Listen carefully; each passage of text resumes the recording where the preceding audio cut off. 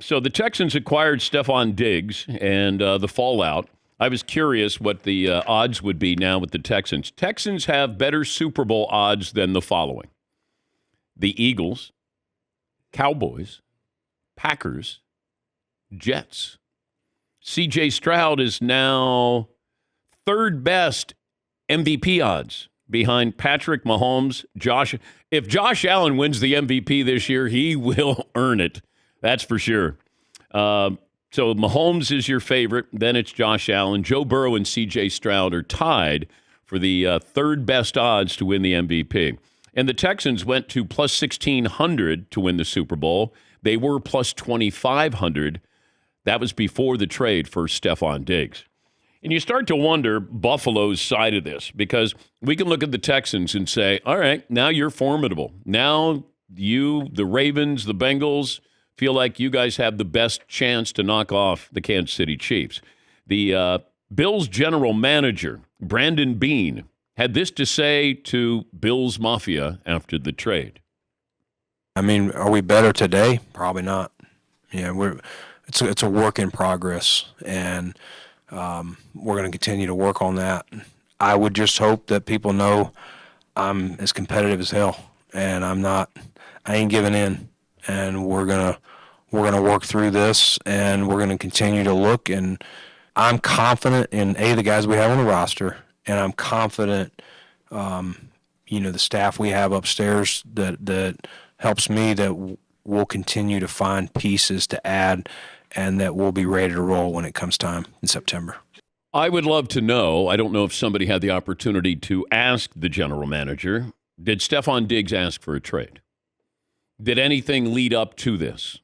Was this sort of a compilation of things the last 2 years here? And now he's going at age 30 to try to help C.J. Stroud. I don't know if he's going to go in there and play for his salary that he was going to get with Buffalo, because people looked at the salary and said, well, he's a $25 million a year player, and you're getting him for 18 or 19 million. Then he's got another year as well. Like, did Buffalo need to trade him? Why did you trade him? These are things that I would love to ask the general manager there, because it feels like you took a step back. Here is the GM again, Brandon Beane, on that. These moves are never easy, very hard, not made overnight, anything like that. But anytime you make a move like this, you're trying to win. And sometimes people may not see that, this is by no means the Bills giving up or trying to take a step back or anything like that. I would like to know, okay, why isn't this a step back? Give me some confidence here. You're going to draft a wide receiver? Are you trading for a wide receiver? Brandon Ayuk, is he in the picture? Like, maybe he doesn't want to give you too many details, but if I'm sitting there as a reporter, I got a lot of questions here. And Stefon Diggs just said, hey, 4 great years in Buffalo, thank you, I'm going to the Texans. But I don't know if there was any acrimony here. I don't know. It felt like there was something there. And these receivers sometimes don't realize that maybe you're not that go-to guy that you once were. That's another thing. You go to the Texans, he's going to want to show everybody, hey, Buffalo didn't use me correctly, or I'm still a go-to guy. I don't want C.J. Stroud to do what Baker Mayfield did with OBJ, and that is he kept playing to OBJ, and OBJ wasn't the best receiver on the Cleveland Browns. The Texans, they went out, they're going after it. I love it. It feels like they're going after it far more than Buffalo is. Buffalo lost a lot of defensive players as well, but when you have that rookie contract, you can go out and get this guy. And you're seeing this with younger quarterbacks. Teams are surrounding them with weapons. It happened with Tua, with Tyreek Hill. It happened with Jalen Hurts, with A.J. Brown. Pete Carroll kind of invented this, it feels like, with Russell Wilson, that he was able to keep that defense intact. And you had Russ there, and they got to 2 Super Bowls. C.J. Stroud's cap hit is just under $9 million next season. So that allowed them to go get Joe Mixon, Danielle Hunter, and then they get Stefon Diggs. They're ready to go. And they won 10 games last year. That confidence level, they're not going to surprise anybody this year. And it almost feels like everybody's going to jump on the bandwagon. And I would caution, when you bring people together like that, it can work or it can fail spectacularly. That you're trying to get that team on the same page, because last year you were underdogs. And, we didn't know about C.J. Stroud. We quickly found out DeMeco Ryans' first head coaching job. I can't help but think about the Jets. The Jets looking at the Texans, because the Texans got the defensive coordinator from the 49ers, and they had the number 2 overall pick. Well, guess who did the same thing? The Jets. They took Robert Saleh. He was the defensive coordinator with the 49ers, and they had the 2nd pick overall. And they took Zach Wilson. It didn't work out, obviously. But with the Texans, DeMeco Ryans has worked out, and so is C.J. Stroud. Isn't that strange how you can have the same scenario and it doesn't work out? And I don't know if Robert Saleh is going to stay. I don't know if he's going to last. Zach Wilson hasn't. But C.J. Stroud looks like he's a franchise quarterback, and you got DeMeco Ryans.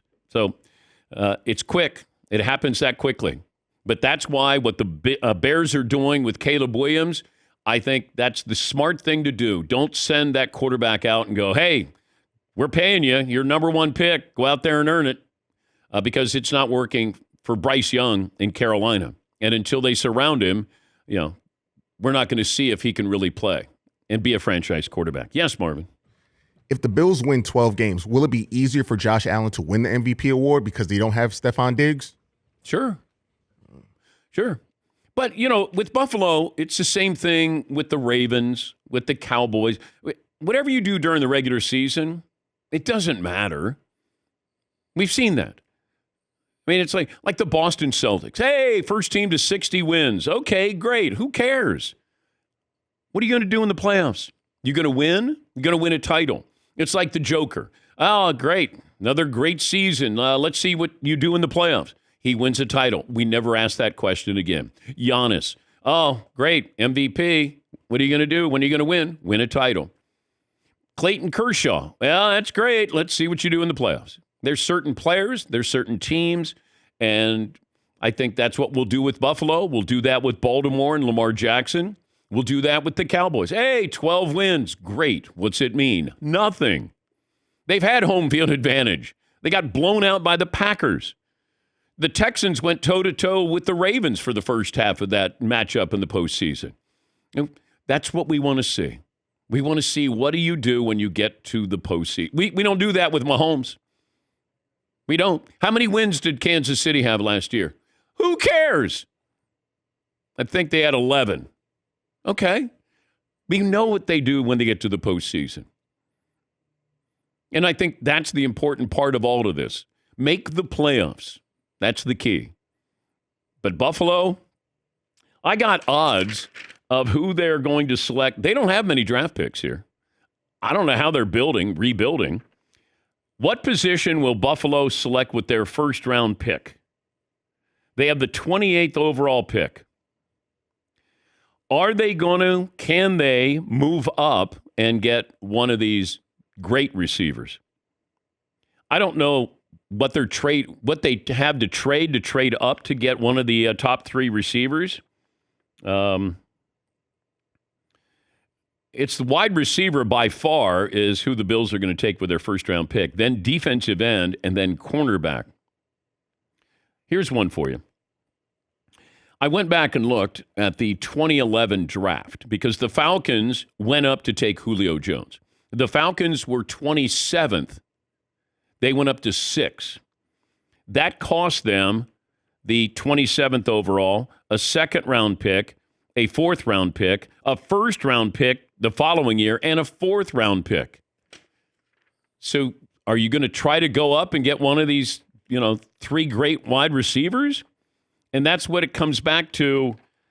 You kind of had a really good wide receiver, and you traded him away, and you didn't get anything. What do you get, a second-round pick and a 5th round? It's not even a second round this year. It's a second round next year. I mean, if I'm Bills Mafia, I'd like to jump through a folding table right now is what I'd like to do. Yes, Paulie. It would have made sense what if the Bills could have taken that pick they had, 29th or whatever, package it with Stefon Diggs and move up 20 spots, move up 15 spots. Why didn't they do that? They could have solved their problem this year. It's like they didn't help themselves at all. They've got a ton of draft picks in the 4th, 5th, 6th, and 7th round. Yeah. That's not going to do it. Yeah. Yeah, I didn't understand it. Maybe addition by subtraction here, but and Josh Allen said that he was made aware that this could happen, but he didn't know, and I don't think he signed off on this. So, yes, It's like not having Stefon Diggs lined up outside hurts every other wide receiver now. Yeah. So that sort of domino effect is tricky. Yeah, and I don't know if they just rely on their tight ends now. They've got a couple of good tight ends, but and Houston likes to throw the ball downfield. They were in top 5, I think, passes 20 yards or more. They're gonna try to be that explosive team and be the best offense in football.